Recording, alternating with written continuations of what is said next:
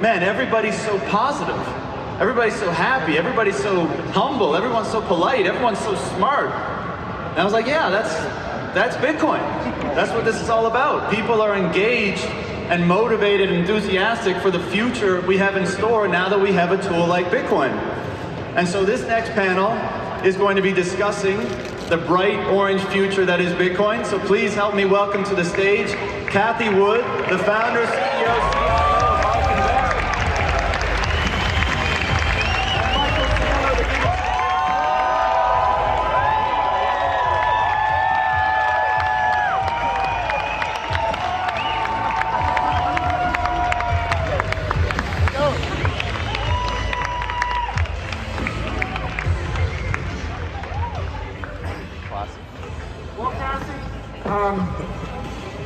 I just wanted to dispel one question I've been getting all morning as I walk around the show.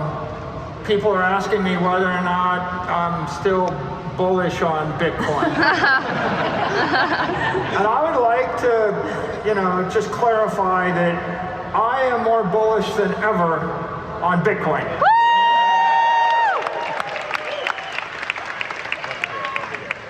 The future's bright. So, we're here to talk about what we see in the future.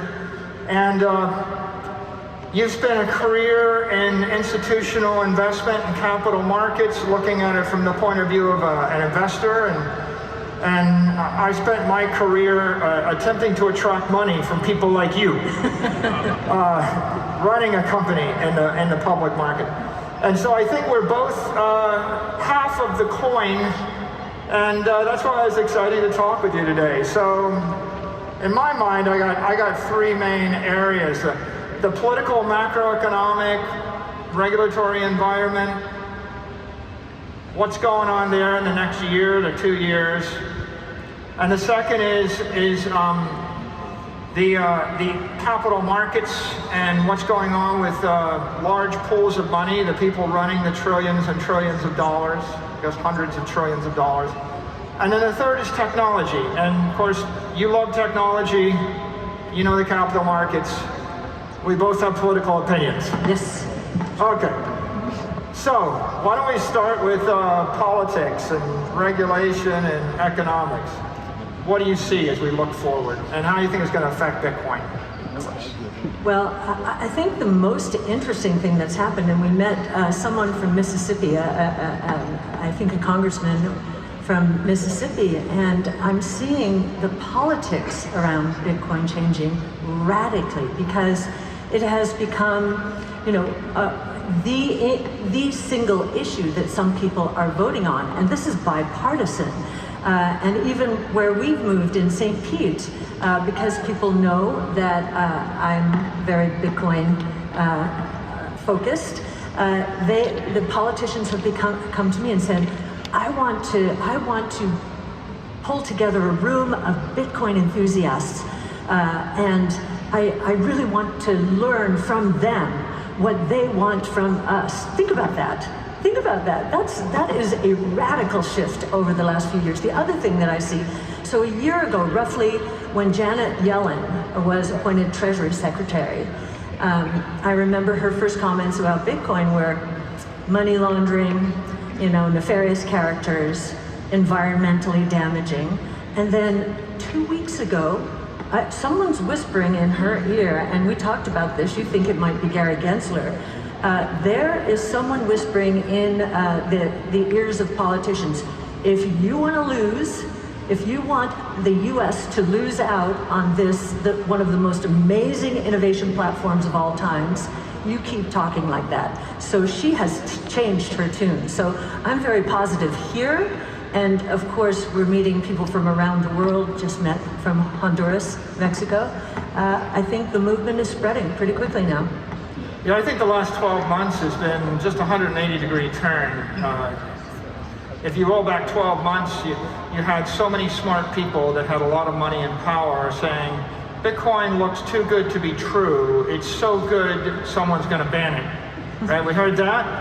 And I think a couple of weeks ago, with the executive order, what we had was the President of the United States giving a green light to Bitcoin.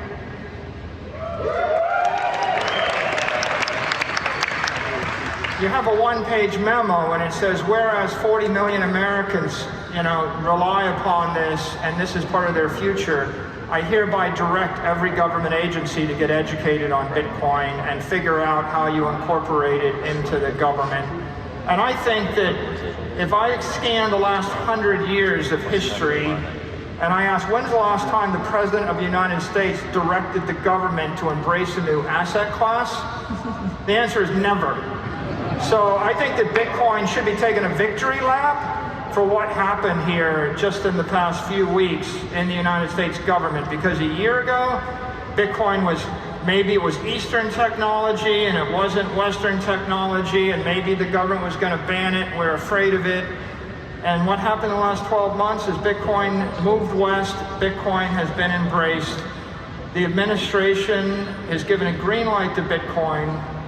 And, Congress and the Senate are enthusiastically figuring out Bitcoin, and now there's a little jockeying, I think, about who can be the most pro-Bitcoin politician. Yes, bipartisan. This is a bipartisan issue. It's bringing our country together in many ways, which is, given what we've just been through, so shocking. The one thing that I will say we need to watch out for is, in China a few years ago, it was blockchain technology all the way, we're going to lead the way. And then, of course, they banned everything in favor of their own CBDC, of course, the digital yuan. I don't hear talk about that here, and I haven't heard much talk about, hey, this is going to displace the dollar as the reserve currency of the world. That's very good that we're not hearing that kind of rhetoric, but I am sure as the elections evolve, someone will raise it as an issue. Nonetheless, I think the momentum is clearly behind Bitcoin now. The momentum is clearly behind Bitcoin.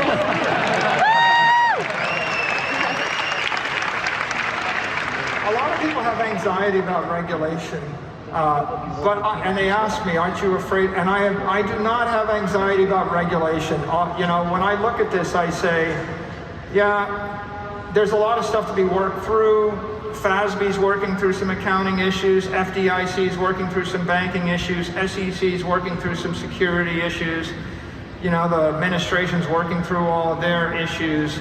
But regardless of how fast that happens and how sharp that occurs, I don't think there's any outcome other than favorable for Bitcoin. And I think that what I say over and over again is, Bitcoin is the ethical safe haven for any public figure, and it is the technical safe haven for any technical company, and it is the financial safe haven for any investors. So if you have anxiety, I think that people that are thinking about this are going to realize that Bitcoin is the risk-off crypto asset network, and all of this regulation is going to create volatility, but ultimately the single number one most important issue is you walk into a room with people that have collectively 10 or 20 trillion dollars, and you tell the story and they say, well, Bitcoin sounds better than gold, and Bitcoin sounds better than owning a big tech stock,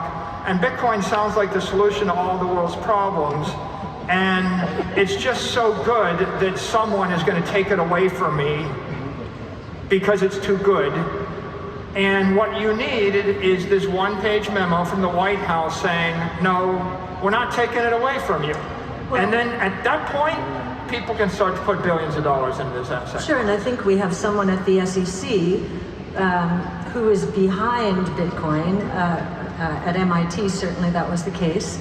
And the SEC has declared, as we all know, that Bitcoin is not a security. Now, Gary Gensler is talking pretty aggressively about everything else out there being a security. So I think this has elevated Bitcoin from a risk point of view, not to a lower risk. I shouldn't say elevated. It's actually lowered the risk that it's so clear Bitcoin is not a security, and everything else, at least in Chairman Gensler's eyes, is. So the regulatory future is bright. There's talk about economics. Look, I think economically, everything that we're seeing in the last 12 months, inflation, war in Ukraine, Russian sanctions, the Canadian trucker crisis, CPI, unexpected PPI, and anxiety about how to manage a portfolio. All of these things have been bullish for Bitcoin, and anybody that thinks about it would realize that although they're unfortunate and unpleasant for the world, they have underscored to every mainstream objective observer the use case for a global non-sovereign store of value crypto asset like Bitcoin in a way that none of Michael Saylor's talking ever would. Yes. Michael and I had a very spirited discussion yesterday afternoon about inflation as an issue, or is it ultimately going to go away? And we don't agree on everything, but one thing that I know and that we agree on is that if inflation is an issue, clearly Bitcoin is a great hedge against inflation. When we look at the deflationary impact of the various technologies around which we have centered our research, we think longer-term deflation and creative destruction associated with disruptive innovation, that's the bigger risk. And when you think about Bitcoin in those terms, you're thinking about a hedge against counterparty risk.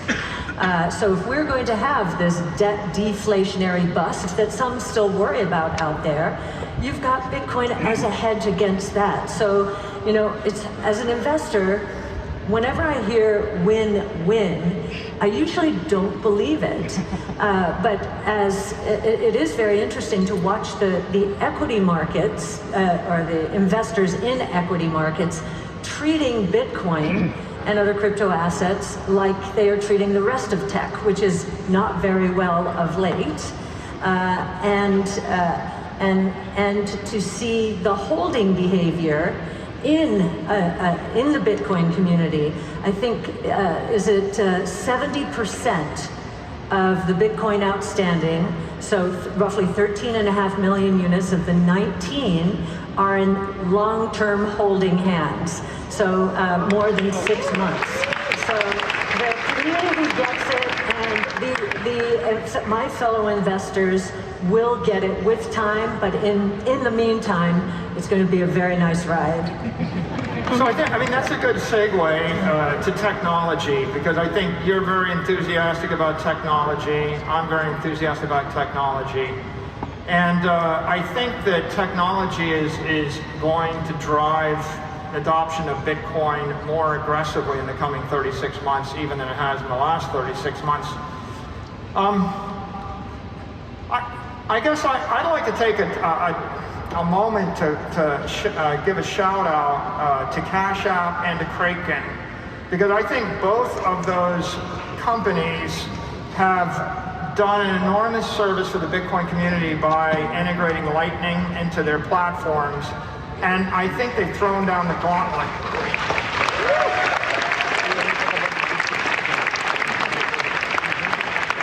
You know, if I put away my macroeconomic hat and just think as a technologist, if you're a technical entrepreneur, if you're a venture capitalist, if you're trying to figure out what's the next great thing, I think it has to involve Lightning in somehow. And if I look at the industry, I think every crypto exchange, if they're going to remain viable and competitive, they need to build Lightning into their exchange. And so I hope the people that run exchanges that don't have Lightning are listening to my presentation. I think that the lesson that's being shown to all of us is, if you want to be successful, then you adopt the Bitcoin standard. And the Bitcoin standard is, you buy Bitcoin, you hold Bitcoin, you support the Bitcoin protocol, and then you support the layer 2 open source permissionless Lightning protocol, so that your company can trade and transact with all of the other hundreds, soon to be thousands, soon to be hundreds of thousands of companies in this entire asset economy at the speed of light, friction-free. Cathie, what do you think about technology trends that are going to impact Bitcoin? Well, I agree with you on the Lightning Network. I was fascinated. We were studying the announcement this morning, and there's so much friction. There has been so much friction involved in the process that taking away some of that friction, whether it's direct deposit, you can put 2% of your paycheck into Bitcoin, or the idea that I don't need to know whether I'm on the Lightning Network or on the base layer. I can transact. I can become a part of this community and not have the friction. I think they're pulling a lot of the difficulty, complexity out. I've watched the number of Lightning channels. They're up to 84 to 90,000. That's nearly a triple over the last year. That's probably because of El Salvador. With this announcement, I think the number of channels is going to explode. The liquidity, we think, is going to go from, and I should say we, in the audience, we have Yassine Almandra and Frank Downing, my secret weapons in terms of Bitcoin and everything crypto, for example. But we think that the liquidity, which has gone up tenfold in dollars, fourfold in Bitcoin over the last year, that's just a taste of what's going to happen now that Cash App is going to make this, make it so much easier to use the Lightning Network. And I also say follow the developers. I think we're going to see an explosion of developers focused on the Lightning Network. And so now I think this has been the missing link in terms of the use case. Store of value, yes, it's always been there. Means of exchange and unit of account now have a much better opportunity for Bitcoin to dominate long term. I didn't mention BitPay, but I got to say I was really excited this week when I read that BitPay is also supporting Lightning, and it made me think. We're in a year, right, 2022, where people are going to start to realize that not supporting Lightning is like not supporting the internet, right? If you don't support Bitcoin, you don't support sound economics or integrity. But if you don't support Lightning, it's just kind of like cutting yourself off from the internet. And it's so much so that you start to think that I don't want to do business with a company that doesn't get on board with Lightning. Like, I got to find another vendor. And I'll tell you another exciting thing about Lightning. I'm really excited about the speed and transaction velocity. I'm excited about the interoperability everywhere in the world. I'm also excited about what Lightning Labs announced this week with their Taro protocol, because if we can move USD stable coins at the speed of light over the Lightning Network, then I think the killer application in the world is going to be when 6 billion people, maybe 8 billion people, when your 3-year-old's got it, when 8 billion people run around with a mobile phone, with an Android or iOS app, and they've got a Lightning wallet, and that wallet has got some BTC in it as a store of value, and it's got some USD or Euro or CNY or whatever as a medium of exchange.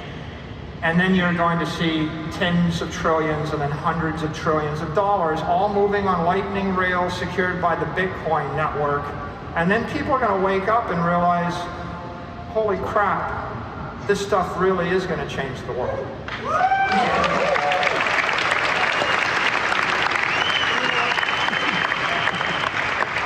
When we're trying to impress upon investors how important this movement is, what I usually say is, okay, listen to this and listen to every word, because every word is important. Bitcoin is the first global. That's really important, as Michael said. Private. Now it's open source, but there's no government involvement. So private. So first global, private, digital, rules-based monetary system in the history of the world. It is a very good idea.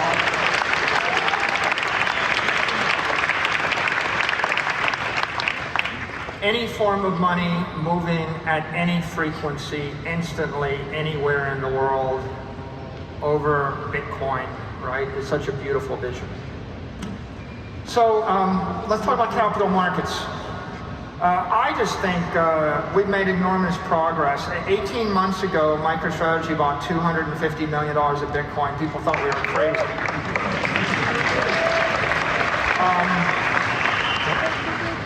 You know, and everybody said, "Well, you bought it. You're not gonna buy any more. And when are you gonna sell it?" You know, and then it promptly traded down, and we were down $50 million, and people were dancing on my grave, gleefully speculating about when the board of directors were going to fire me. And then we finished the Dutch auction, and we bought 175 million more, and I thought, well, I got it 20% cheaper, why wouldn't I? Investment banks are doing deals, they're doing ATMs, they're doing convertible debt, we've done junk bonds, we've done all sorts of things. And I feel like the capital market's coming alive. From my perspective, Cathie, 24 months ago I went to Merrill Lynch and I said I want to buy Bitcoin. They laughed at me and said, not only will I not sell it to you, we're not allowed to talk about it or we get fired.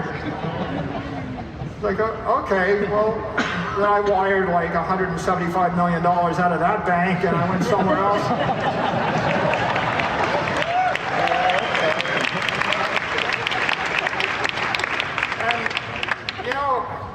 I think the victory lap here is now my inbox has Bitcoin research from Merrill Lynch sent to me by the same broker.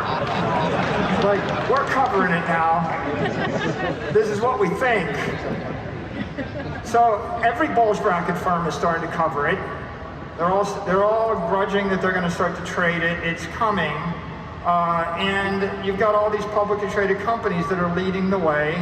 I'm interested in your perspective as an investor. How do you see the capital markets and their attitude toward Bitcoin today versus a year or 2 years ago? Well, it's improved, but it's a long way from, being fully accepted, embraced, and so forth. What we're seeing with Bitcoin and traditional institutional investors is the same thing ARK is seeing about all of our strategies, associated with all of our strategies. They're very volatile. That's scary for institutional investors. There's no index. They're not in my index. So, this would be very risky to get involved. This is a new asset class, and we don't even know what the regulations are. So we're seeing a lot of pushback still that way. But as many of you may know, in our Big Ideas 2022, which is at ark-invest.com, we have a price target in 2030 for Bitcoin of more than $1 million per Bitcoin. And yeah, see, even you can't believe it. I expected a big roaring no, but and if you go in and you'll see how we build that case, we see institutional investors, all we expect over the next 8 years is that 2.5%, roughly 2.5% of assets, institutional assets, are allocated to Bitcoin. So we don't need a lot. And if it's more than that, and that's how institutional investors work. They tiptoe in. In the 70s, it was real estate. In the 80s, it was emerging markets, 80s and 90s. And now I think it's going to be crypto starting with Bitcoin. And that's very important, starting with Bitcoin, because they understand what it is and what it's not. It's not a securities. Nice. So we gotta wrap it up here. But I leave you with two thoughts. One, whenever I meet with very powerful people, politicians, senators, Congress, persons, governors, or whenever I meet with billionaires or CEOs, what they say to me is, my daughter or my son said you're a rock star and I have to meet you.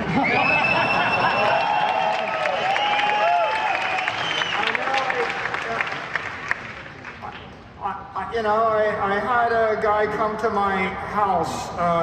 I met his son, and the next day the son brought his father, and his father could buy the entire city of Miami. And he said, well, I don't know what's going on, but I know Bitcoin is really important, and my son says I got to sit down and listen. and so I orange pilled him for 2 hours.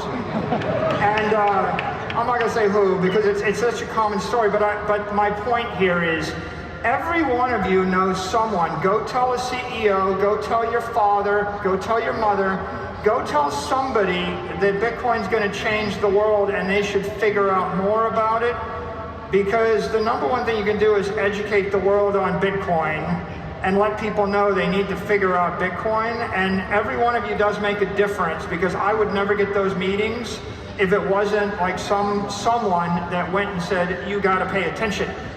And my last point to you, you do not sell your Bitcoin.